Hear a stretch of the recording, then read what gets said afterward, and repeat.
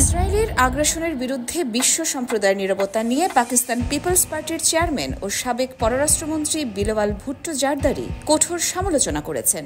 প্রতিবেশী ইরানের বিরুদ্ধে ইসরায়েলি আগ্রাসনের বিষয়ে বিশ্বের নীরবতার কথা উল্লেখ করে পাকিস্তানকেও সতর্ক করেছেন। তিনি বলেছেন, যদি পাকিস্তানিরা ইরানিদের পক্ষে কথা না বলে তাহলে ইসরায়েলিরা পাকিস্তানিদের ধরতে আসবে এবং তখন কেউই আর অবশিষ্ট থাকবে না।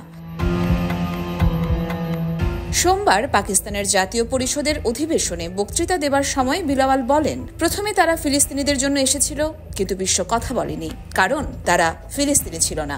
তারপর তারা লেবানিজদের জন্য এসেছিল, কিন্তু আমরা কথা বলিনি, কারণ আমরা লেবানিজ ছিলাম না।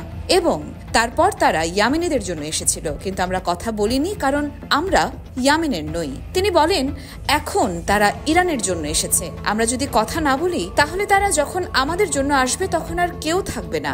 এই অঞ্চল জুড়ে ইসরায়েলি সরকারের আগ্রাসন বন্ধ করতে হবে। প্রসঙ্গত, গত 13 জুন রাতে ইসরায়েল ইরানের মাটিতে আগ্রাসন শুরু করে। লক্ষ্যবস্তু হামলায় ইরানের শীর্ষ সামরিক কর্মকর্তাদের হত্যা করা হয়। ঘর বাড়িতে সরাসরি আঘাত হানার ফলে বেসামরিক নাগরিকরাও প্রাণ হারান। তারপর তেহরান 24 ঘন্টারও কম সময়ের মধ্যে প্রতিশোধমূলক আক্রমণ চালায়। ইয়োরমা শায়ের জাহান, দেশকাল নিউজ।